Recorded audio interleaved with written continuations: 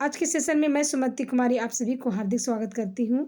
आज मैं नेपोलियन के उत्कर्ष के बारे में वर्णन करूँगी। तो आइए प्रारंभ करते हैं नेपोलियन के उत्कर्ष के बारे में। यूरोपीय इतिहास में फ्रांस का इतिहास 1799 से 1814 ईस्वी तक माना जाता है। इस समय फ्रांस में नेपोलियन बोनापार्ट का इतिहास था, क्योंकि नेपोलियन का ही बोलबाला था 1799 से 1814 ईस्वी तक। इसीलिए हम लोग नेपोलियन बोनापार्ट का इतिहास के नाम से भी जाना जाता है। इस 15 वर्ष की अवधि में फ्रांस में नेपोलियन का इतना बोलबाला था कि इस युग को नेपोलियन युग के नाम से भी जाना जाता है। फ्रांसीसी क्रांति का मुख्य सिद्धांत का प्रचार कर फ्रांस की राष्ट्रीय क्रांति को अंतर्राष्ट्रीय महत्व बना दिया था। अब देखते हैं कि नेपोलियन के जीवनी के बारे में। तो नेपोलियन को फ्रांसीसी क्रांति का पुत्र कहा जाता है। नेपोलियन का जन्म 15 अगस्त 1769 फ्रांस के कोर्सिका द्वीप के एक आचाचिक नामक गांव में हुआ था। नेपोलियन के पिता का नाम कार्लो बोनापार्ट, जो एक सामान्य वकील थे। नेपोलियन की माता लिटेजिया थी, जो अत्यंत साहसी पढ़ी लिखी महिला थी एवं नेपोलियन के जीवन में वीर नायकों की कहानियां सुनाया करती थी, ताकि नेपोलियन वीर योद्धा एवं बन सके। नेपोलियन के जन्म के समय कोर्सिका के लोग फ्रांस से बेहद घृणा करते थे, क्योंकि फ्रांस ने उस पर अनुचित रूप से अधिकार कर लिया था। नेपोलियन स्वयं कहता था, जब मैं पैदा हुआ तो मेरा देश मौत की घड़ियां गिन रहा था। कहने का मतलब जिस समय नेपोलियन का जन्म हुआ था, उस समय जो फ्रांस था वह कोर्सिका द्वीप पर अधिकार कर लिया था, जिसके कारण वहाँ के लोग नाखुश थे फ्रांस से। और नेपोलियन बचपन से ही क्रांतिकारी स्वभाव वाला बालक था और पढ़ाई से दूर भागने वाला था एवं अत्यंत उद्दंड व्यक्तित्व का जैसा था। यही कारण था कि उसके पिता ने सैन्य स्कूल में 10 वर्ष की अवस्था में ब्रीचे में लिखा दिया था, क्योंकि उसको पढ़ने में मन ही नहीं लगता था। तो उसके पिता जो कार्लो बोनापार्ट, वो सोचे कि क्यों ना इसको सैन्य स्कूल में हम भर्ती कर दे। और उस समय उसका 10 वर्ष की अवस्था था। बाद में उसकी शिक्षा फ्रांस की राजधानी पेरिस के सैनिक स्कूल में लिखवा दिया, शिक्षा के लिए एडमिशन करवा दिया। फ्रांस में उसने फ्रांसीसी भाषा सीखा।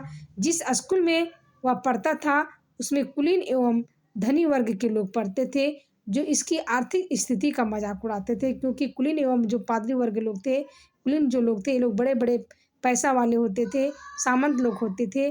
और यहीं पर देखते हैं कि ये जो नेपोलियन बोनापार्ट है वह गरीब घर का बच्चा था, जिसकी उसकी आर्थिक स्थिति पर कुलीन लोग मजाक उड़ाते थे, जिसके कारण जो बोनापार्ट था वह अंदर ही अंदर दुखित होता था।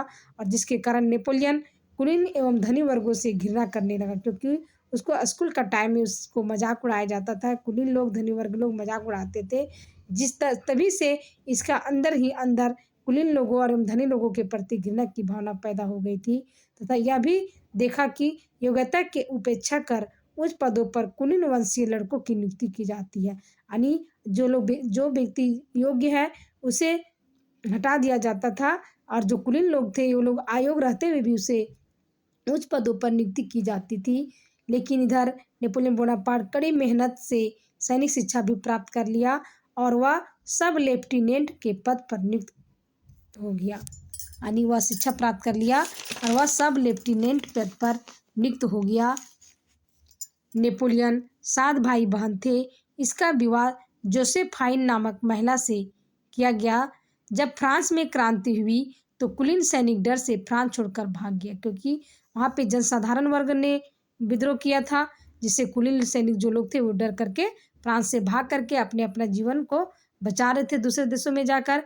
अब इसी समय था कि नेपोलियन अपनी प्रतिभा को निखार सकता था, क्योंकि इसी से मौका था, क्योंकि जो फ्रांसीसी सैनिक थे, जो कुलीन सैनिक थे, कुलीन जाति के लोग थे, ये लोग डर करके भाग करके दूसरा जगह चले गए थे। सैनिक की संख्या कमी हो गई थी।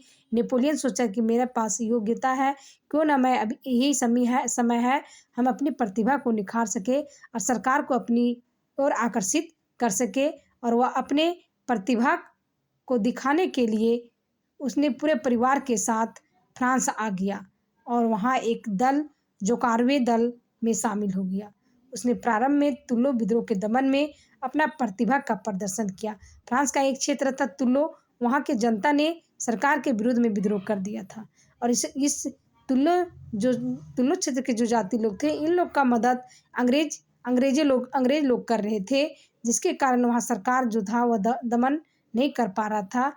ऐसे स्थिति में जो नेपोलियन बोनापार्ट था वह तुल्लो विद्रोह को दमन कर दिया, जिससे सरकार प्रभावित हो गया और उसे ब्रिगेडियर जनरल बना दिया गया, यानी सब लेफ्टिनेंट पद से वह ब्रिगेडियर जनरल बन गया तथा तुल्लो से निच तक का रक्षा का भार इसी को दे दिया गया। अब सरकार है, तुल्लो से लेकर एक निच स्थान था, क्षेत्र था, उस स्थान का भी रक्षा का भार सरकार ने नेपोलियन को ही दे दिया। यह इसकी सफलता का पहला सीढ़ी था, यानी इसका उत्थान का इसका पहला सीढ़ी था, ऊपर उठने का पहला सीढ़ी था, जो आगे जाकर के फ्रांस का राजा बनता है।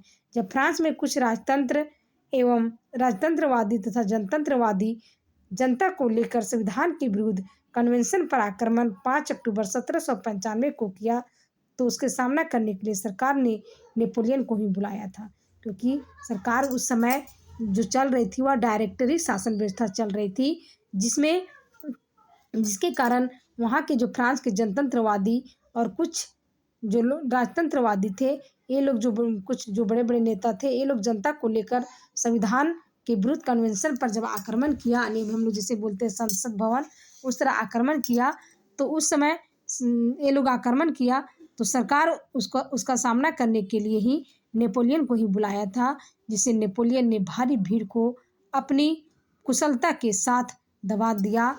और नेपोलियन की कुशलता को देखकर सरकार कन्वेंशन में उसे गृह सेनापति नियुक्त कर दिया, यानी वह सीधे ऊंचे पद पर चला गया, वह गृह सेनापति बन गया। यह उसकी उत्थान का दूसरा सीढ़ी था, दूसरा स्थान था ऊपर उठने का। अब यह गृह सेनापति बन गया, पहले सब लेफ्टिनेंट पद पर, उसके बाद ब्रिगेडियर जनरल, उसके बाद वह सीधे ऊपर गृह मंत्री यानी गृह सेनापति बन गया। इस समय डायरेक्टरी शासन फ्रांस में चल रही थी। डायरेक्टरी शासन में जो चल रही थी वह 5 सदस्य वाली थी, जिसमें कार्यपालिका डायरेक्टरी शासन जो चल रही थी, जो इसमें जो 5 सदस्य थे, ये लोग आपस में लड़ते झगड़ते रहते थे।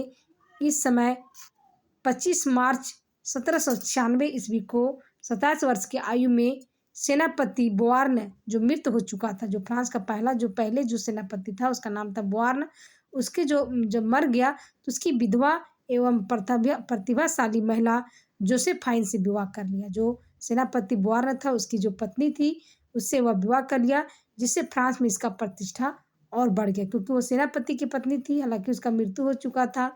इसी समय उसने इटली पर आक्रमण करने के लिए सेना का नायक बनाकर भेजा गया, क्योंकि डायरेक्टरी शासन के जो सदस्य लोग थे वो लोग भी नेपोलियन बोनापार्ट से डरे हुए थे, और ये लोग चाह रहे थे कि ऐसा जब ये व्यक्ति जो नीचे पद से ऊपर उठते हुए सीधे केंद्र तक पहुंच गया है तो इसको यहाँ पे रहने नहीं दिया जाएगा, बल्कि इसको बाहर सेना के आक्रमण में इसको भेजा जाए, बाहर देशों के आक्रमण के लिए भेजा जाए और ये बाहर ही रहे।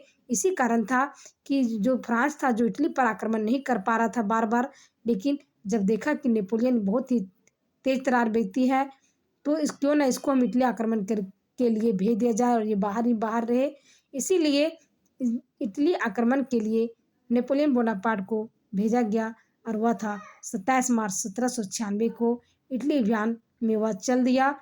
उस समय अल्प पर्वत जिसे पार करना आसान कार्य नहीं था, यानी सेना के लिए अल्प पर्वत जो था उस समय पार करना आसान नहीं था, उसे पार कर लिया। जो नेपोलियन बोनापार्ट था उसे पार कर लिया तथा इटली ऑस्ट्रिया के साथ कंपो कर्मिया की संधि से लाभ उठाकर वह बेल्जियम पर भी अधिकार कर लिया। कहने का मतलब है वह इटली को भी अधिकार कर लिया, ऑस्ट्रिया पर अधिकार कर लिया और इन देशों से संधि कर लिया, और उस संधि का नाम था कंपो कर्मिया की संधि। और इस संधि के द्वारा जो इसको धन प्राप्त हुआ, उसी धन से उसने बेल्जियम पर भी आक्रमण किया और फ्रांस के साम्राज्य में मिला लिया।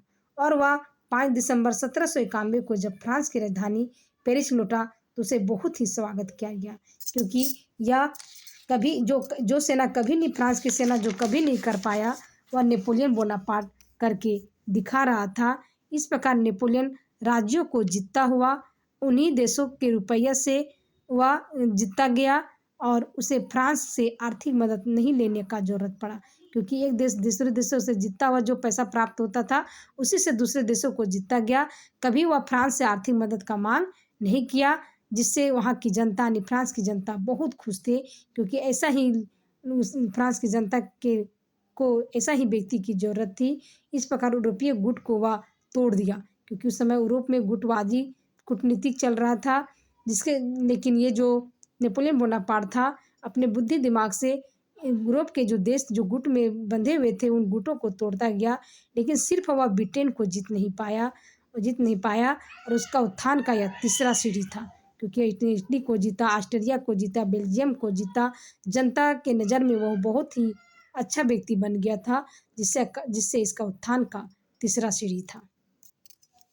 इससे वहाँ का डायरेक्टरी शासन भयभीत हो गया, क्योंकि वह तो सोचा था कि बाहर ही बाहर इसको आक्रमण करने के लिए भेजेंगे, लेकिन वह उधर जीतता हुआ वह पेरिस भी लौट गया, यानी फ्रांस की राजधानी पेरिस भी लौट गया, जिससे डायरेक्टरी शासन भयभीत हो गया। उसे लगा कि अब कहीं ना हम लोग को भी ये यहाँ की सरकार को ये परास्त कर दे और ये शासन व्यवस्था को अपना ले। तो प्रयास और भयभीत हो गया और प्रयास करने लगा, जो वो डायरेक्टरी जो शासन था वह प्रयास करने लगा कि नेपोलियन बाहर ही अभियान में रहे, और नेपोलियन को एक और अभियान में जाने को कहा गया। नेपोलियन का एक ही विरोधी देश था, ब्रिटेन बचा था और उसे हराना चाहता था। इसके लिए वह भारत को जीतना चाहता था, क्योंकि भारत ब्रिटेन का उपनिवेश था और वह नेपोलियन बोनापार्ट जानता था कि अगर हम भारत को जीत जाते हैं तो नेपोलियन इंग्लैंड अपने आप धराशायी हो जाएगा।